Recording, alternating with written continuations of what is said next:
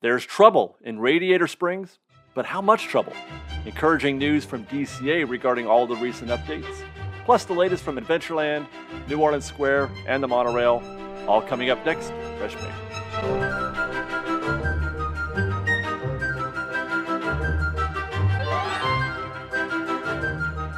Hi guys, David here with Fresh Baked, and we've got some updates to share with you from around the Disneyland Resort. And we're going to start in Cars Land, where Radiator Springs Racers unexpectedly shut down last week. The initial reaction was that a car had caught fire due to the smoke seen coming out of the back of the ride vehicle. But I've heard now from two separate sources that the smoke was due to friction between the ride vehicle and the track. This was due to an alignment issue. Many have wondered if the problem was serious, and if so, would it result in a prolonged closure? After all, Radiator Springs Racers has not had even one refurb since opening 10 years ago. It's been closed on occasion, but never for more than a day. So it's something of a miracle, really, when you consider the size and scale of the attraction, and that most other attractions get refurbs quite a bit more often than that. Splash Mountain goes down once a year. It's tradition. Indiana Jones, half a dozen times at least since Radiator Springs opened. So it could be thought that now would be a good time to fully refurb the entire attraction. But then we heard they were testing vehicles as early as last Friday.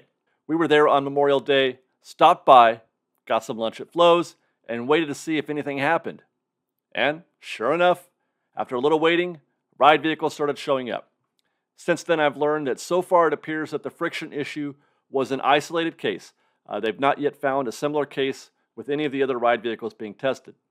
And perhaps, more importantly, I've learned that they are not going to use this time to do any kind of extended refurb on the attraction in general. The ride is otherwise healthy and strong and ready for guests, of which there are many. One of the most popular attractions in the entire Disney resort. So it would have been a real downer for a lot of guests to miss their chance to ride Radiator Springs Racers.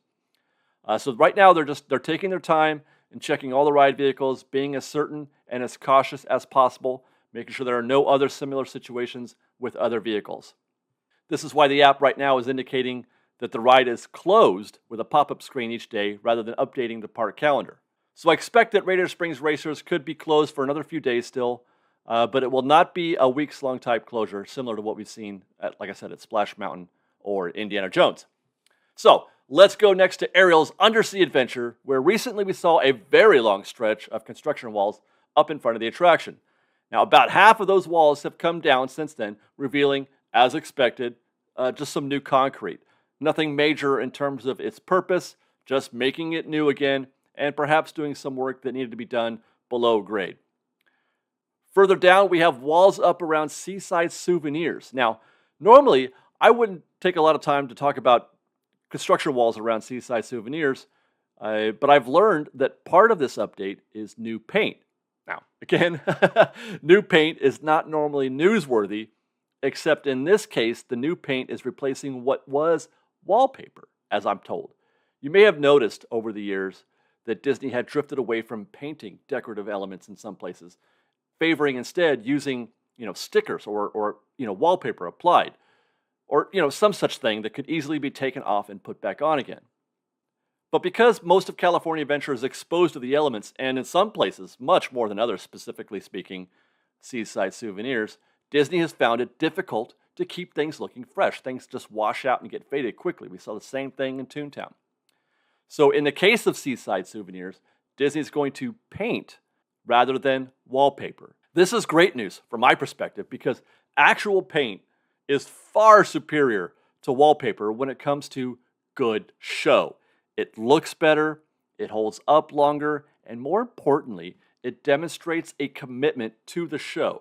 That is to say, where wallpaper demonstrates a lack of commitment, gives it a temporary, replaceable feeling, things start to peel, it just loses its visual, quality.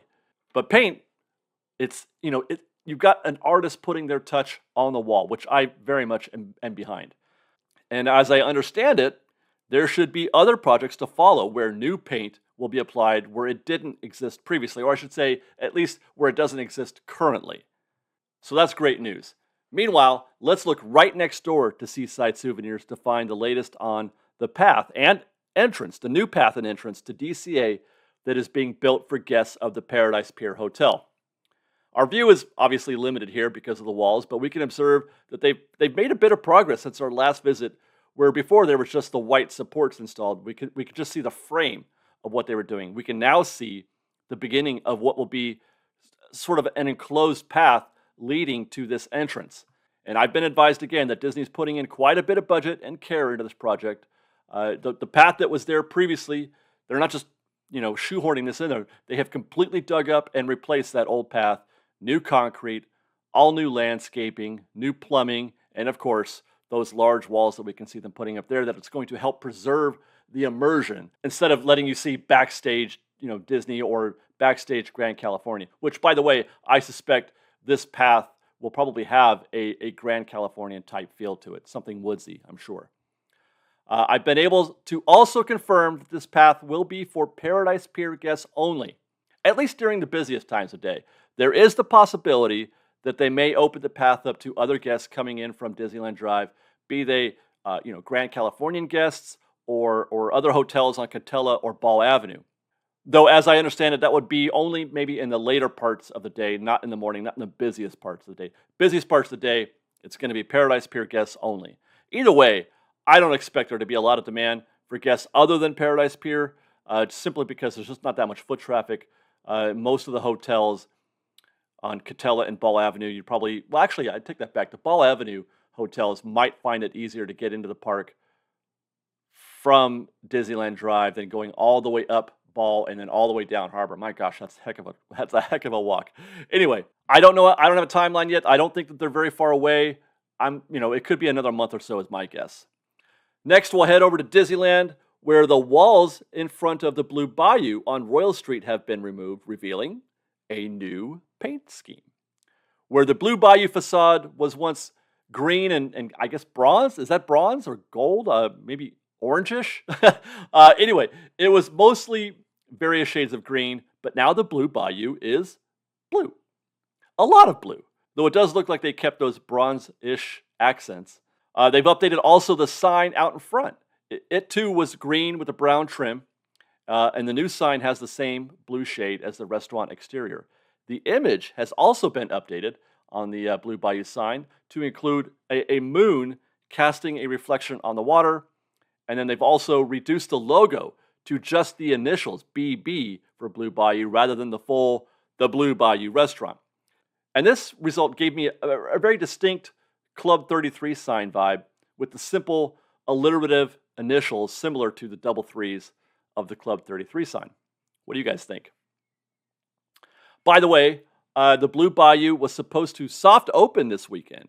It did not. Nobody is sure why, other than it again may have had something to do with staffing, but I'm trying to verify, but it did not open as expected. Nobody is sure why, other than, again, it might have had something to do with staff. We'll keep our ears open to find out anything else, but as of now, it's back on the refurb calendar with an expected reopening date of June 24th. Also, still on the refurb calendar until well into July is Finding Nemo, which is just as we left it last week, and Tarzan's Treehouse, also just as we left it last week, as is Downtown Disney. Well, actually, the hole might be a little bit bigger than it was before, but otherwise, still a hole in the dirt. And that should cover it for this week, guys. Thank you, as always, for watching, and stay tuned for more, of course. Until next time, follow us on Instagram at _FreshBaked, on Twitter at FreshBakedDisney, that's fresh with no E, and on TikTok at FreshBakedDisney. If you like our show and want to show your support, please do consider joining our Patreon campaign at patreon.com/freshbaked. Otherwise, thanks again for watching, everybody. We love you very much. Be safe out there, be kind to one another, and fresh baked.